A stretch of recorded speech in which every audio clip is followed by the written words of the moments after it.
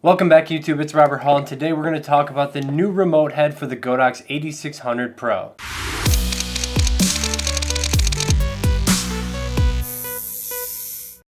I'm sure all the veteran Godox users saw this accessory coming a mile away, but I'm still going to treat this as if nobody's heard of it, just for people who are new to the Godox lineup. A quick recap, the Godox AD600 Pro is Godox's biggest, most powerful on-location strobe that comes packed with a ton of really high-end features such as great color stability and a really fast recycle time, all for $900.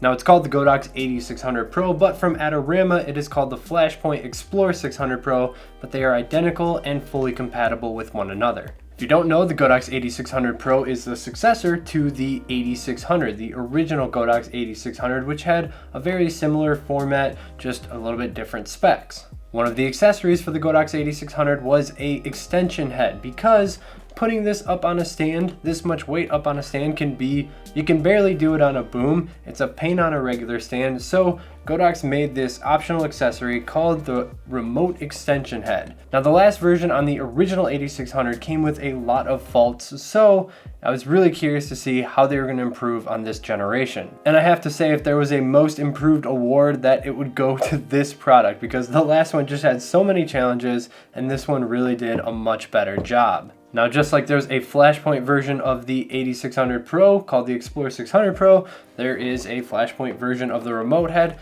That's the version I'm using right now. It's called the XP600 Pro, but if you're looking for Godox terms, it's just called the AD600 Pro extension head. The first win from Godox is this fluid head. It does not have the clanky handle. It did not sacrifice weight. They put a really nice stand attachment here that moves seamlessly and silently. The second win is the new connector. On the last version, they made a huge mistake in that the pins went in, but it did not lock down onto the plate. And then they had to make this separate locking plate accessory.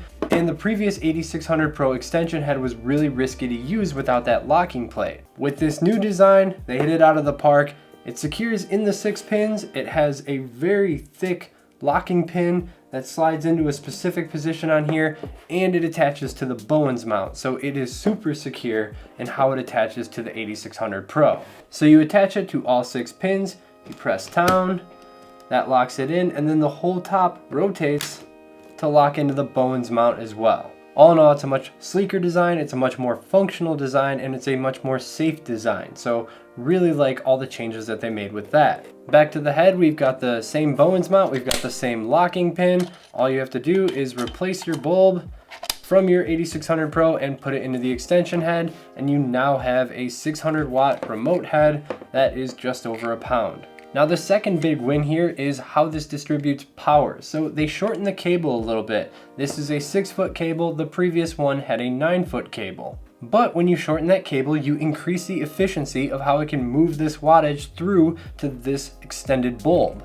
Now the previous AD600 extension head lost about a 1/3 stop or 4/10 of a stop of light output because you were extending that power. But this one only loses 0.1 stop, 1/10 of a stop of light with all this extension, making it just shows that they put a lot of effort in getting all of that wattage to this bulb. You're not really giving up anything by switching to this remote head. And if you don't know from using the previous version, when using this you still have all the same features that you would have if you were using the AD600 Pro as a standalone unit. You still get TTL, you still get high-speed sync, you still get your ultra-fast flash durations or your stable color mode. You even get the dedicated 38 watt LED as well as a fan to cool it. And this will fluidly accept all of your Bowens mount modifiers.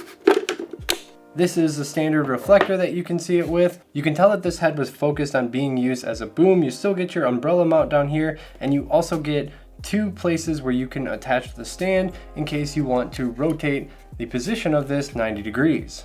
Now I'm not surprised with all the upgrades that they made. This is a little bit pricier than the previous version. This accessory will cost $129 from Adorama. This isn't a criticism, but it is a warning. This thing goes on tight, so if you're surprised the first time you go to remove it that it is not budging, just don't be. I mean, it is just really secure on there, so you're not damaging anything.